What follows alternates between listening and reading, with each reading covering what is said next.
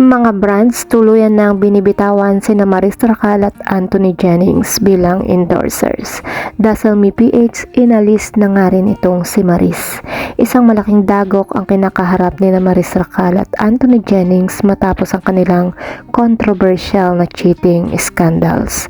Ayon nga sa mga ulat, unti-unti nang nawawala ang tiwala ng mga brands sa kanila bilang endorsers. Isa na rito ang kinikilalang brand na Dazzle Me PH na tuluyan ng inalis si Maris Racal bilang endorser.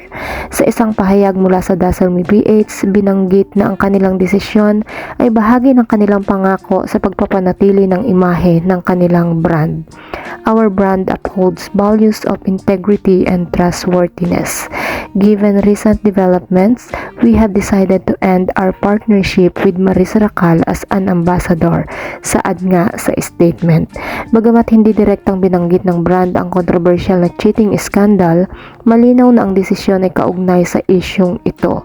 Ang desisyong ito ng Dazzle Me PH ay nagpapakita ng epekto ng personal na issue sa karera at imahe ng mga public figures. Nagkaroon ng samot-saring reaksyon ng publiko ukol sa balitang ito, habang ang ilan ay nagpapahayag ng panghihinayang. Marami na rin ang naniniwala na nararapat lamang ang desisyon ng mga brand. Ayon nga dito kay Papa Ogie Diaz, posible daw na magmulta sa mga brands itong si Anthony Jennings at Maris Racal dahil sa di pagsunod sa kontrata. Nakasaad di umano sa kontrata ng dalawa na dapat wala umanong mga issue ang dapat nilang kasangkutan. Sabi nga niya, naloloka daw ang mga brands na ine-endorse nila kasi nga naman wholesome ang image nila tapos hindi naman daw wholesome ang issue.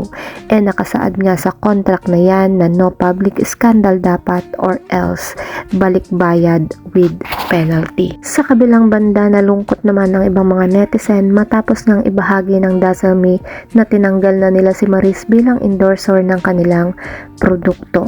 Samot-saring batikos rin ang natanggap ng Dazzle Me dahil hindi naman sila gaano kasikat takot silang madamay sa issue ni Maris at Anthony Jennings. Sa opisyal na pahayag na kanilang inilabas, binigyan din nila ang kanilang mga pangunahing prinsipyo tulad ng inclusivity, authenticity at paggawa ng tamang desisyon kahit mahirap ito. Anila, after thoughtful consideration, we have made the difficult decision to end our partnership with Maris Racal. Working with her has been an amazing journey. Her energy, humor, and authenticity resonated deeply with our vision of a bold and inspiring Gen Z icon. However, we determined that moving in a different direction is necessary to remain consistent with the principles that guide our brand. Samantala guys, narito naman ang komento ng ilang netizen. Dapat nga daw is binoboycott ang mga ganitong product na may mga ganitong klase ng pamumuno. Tayo nga ng mga netizen, galit na galit, wala naman tayong paki kung anong issue. Dati yung Brilliant, nagka-issue si Andrea, pinupush ng mga tao na palitan na siya as endorser, di naman nakinig si Miss Glenda. Alam naman niya if hindi nakakatulong as product endorser yung talent niya, and with that mindset, lalong nag-bloom yung business ni Miss Glenda. Huwag ganon. Kahit na bad sila, kundi naman nakaka-affect sa pagiging endorser. Sabi nga ng isang netizen, wala na artista mag-endorse sa product na ganyan ang management. Naglalaglag nga daw sa ere. Dahil dyan, hindi ko nabibilhan ng anak ko ang brand na Dazzle Me. Tinanggal sa BLK na lang. Mas maganda pa, ayon naman sa isa. Apakasensitibo naman ang company nyo.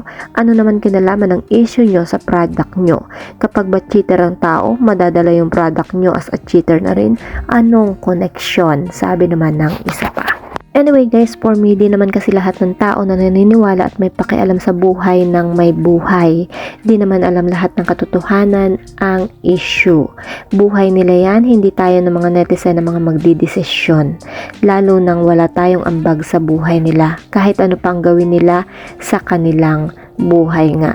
Anybody that gets involved with this scandalous act must have disciplinary action. Otherwise, more and more people will commit this kind of act and it will become normal nga. So yes, you did a great job for not taking this too lightly. Kayo guys, ano ang inyong mga komento, ano ang inyong mga reaksyon at ano ang inyong mga suggestion? Pabor ba kayo dito sa pag-iwan or pag-bitaw nitong mga brands dito kay Maris Racal at kay Anthony Jennings bilang endorser nila? Ano ang inyong mga komento? I-comment nyo na yan sa baba. At kung di pa kayo nakasubscribe sa aking YouTube channel, kindly hit the notification bell, like and share. Maraming salamat. Ingat po ang lahat and God bless.